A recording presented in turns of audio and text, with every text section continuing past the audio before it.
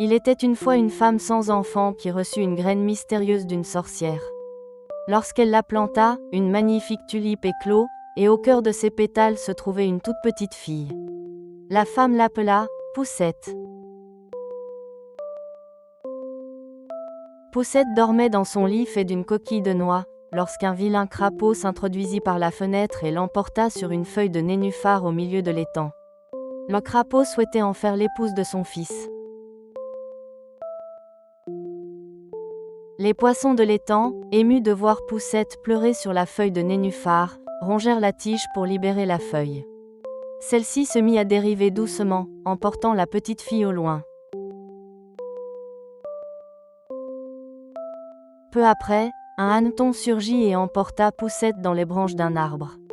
Mais comme les autres hannetons se moquaient de son apparence, il finit par la déposer seule sur une fleur des champs.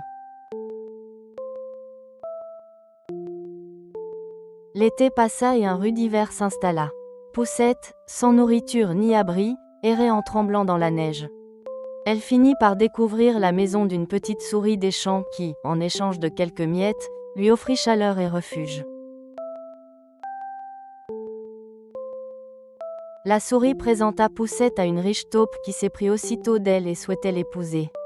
Mais Poussette redoutait de passer toute sa vie dans l'obscurité souterraine. Dans le couloir creusé par la taupe, Poussette découvrit une hirondelle transie de froid. Chaque soir, en secret, elle lui apportait une couverture et de la nourriture pour la soigner. Au retour du printemps, l'hirondelle avait retrouvé toutes ses forces. Rétablie, l'hirondelle invita Poussette à monter sur son dos et s'élança haut dans le ciel. « Viens avec moi dans le pays chaud du sud, » dit-elle, et Poussette échappa ainsi au mariage avec la taupe. Voler dans le grand ciel était comme un rêve. L'hirondelle la conduisit dans un pays du sud où les fleurs éclatantes s'épanouissaient à perte de vue. Là, Poussette rencontra un petit prince debout sur un pétale, exactement de sa taille, qui tomba immédiatement amoureux d'elle.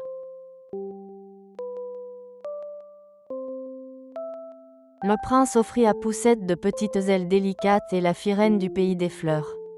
L'hirondelle chanta de joie, et tous vécurent heureux. Le long voyage de Poussette s'achevait ainsi sur la plus belle des fins.